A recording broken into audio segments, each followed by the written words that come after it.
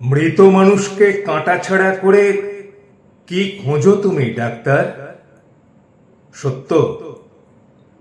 মৃত মানুষটির নীরবতার কারণ খোঁজো তুমি? খোঁজো তার প্রতিবাদে গর্জে না ওঠার ইতিহাস?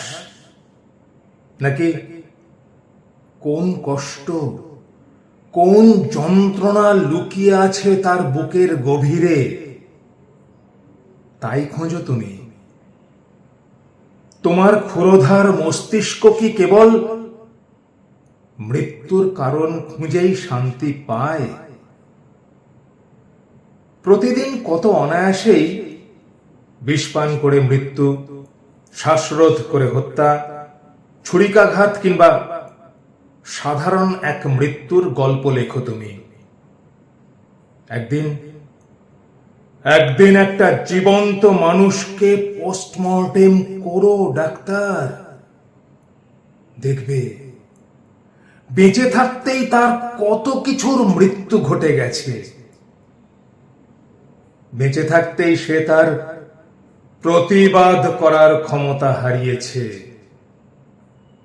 সত্য সত্য বলার জন্য তার জিভ আর নড়ে না। নিজের ভাতের থালায় ছাই না পড়লে তার চোখ আর ভালো করে কিছু দেখতে পায় না। নিজের ঘরের মানুষগুলো ঘরে থাকলে বাইরের কোনো আর্ত চিৎকার তার কানে এসে আর পৌঁছায় না। তার স্নায়ুগুলো কবজির গোড়া থেকে কাটা। কোনো অনুভূতি তাকে আর নাড়া দেয় না।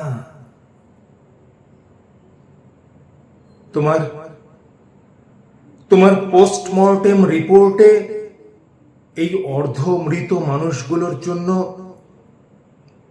তুমি কি লিখবে ডাক্তার? কি লিখবে?